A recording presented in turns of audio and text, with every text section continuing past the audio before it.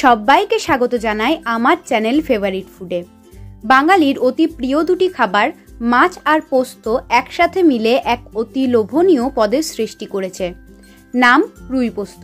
মাছের বিভিন্ন রেসিপির মধ্যে এই রুই পোস্ত আমার প্রিয় একটা রেসিপি। চলো তাহলে বানানো যাক। রুই পোস্ত বানানোর জন্য প্রথমেই নিচ্ছি বড় চামচে 2 চামচ পোস্ত, 5 থেকে 6টা কাজু বাদাম আর নিচ্ছি 1 চামচ চারমগজ।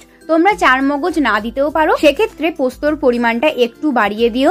এবার এই সমস্ত কিছুকে খুব ভালো করে বেটে নিতে হবে। এখানে আমি রুই মাছ নিয়েছি, মাছগুলোকে ম্যারিনেট করে নিতে হবে। হলুদ আর পরিমাণ মতো নুন মাছটাতে ভালো করে মাখিয়ে রাখছি।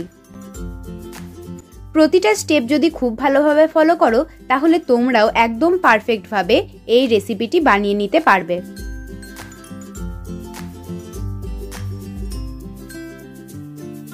মাছ ভাজার জন্য পর্যাপ্ত পরিমাণে সর্ষের তেল দিয়েছি।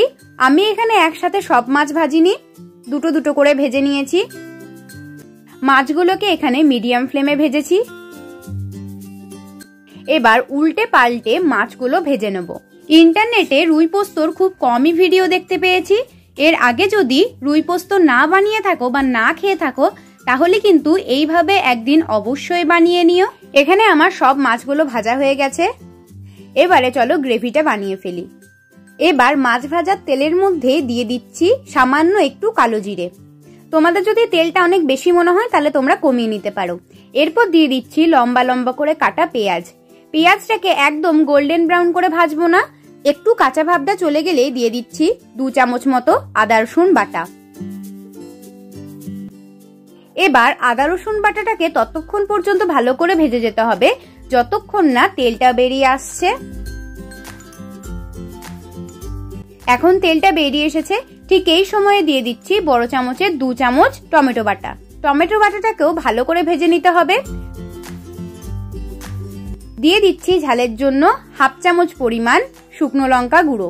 তোমরা এখানে কাঁচা লঙ্কা বাটাও ব্যবহার করতে পারো, তাহলে পোস্তর যে সাদা রং সেটাই থাকবে। এবার দিচ্ছি পরিমাণ মতো নুন।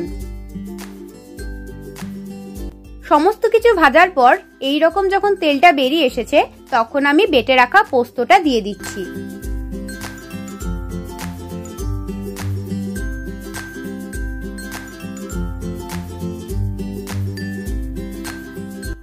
এরপর লো ফ্লেম করে ভালো করে এটাকে মেশাতে হবে। অবশ্যই তেল না ছাড়া পর্যন্ত ভালো করে ভেজে যেতে হবে। এবার যখন তেলটা বেরিয়ে এসেছে তখনই আমি দিয়ে দিচ্ছি জলটা। আর আমার এই ভিডিওটি ভালো লাগলে অবশ্যই লাইক করে দিও আর চ্যানেলটাকে সাবস্ক্রাইব করে পাশে থেকো। এরপর দিয়ে দিচ্ছি চিনি। এই রকম ফুটে উঠলে তখন আমি মাছগুলো দিয়ে ঢাকা দিয়ে 6-7 মিনিট রেখে দিচ্ছি।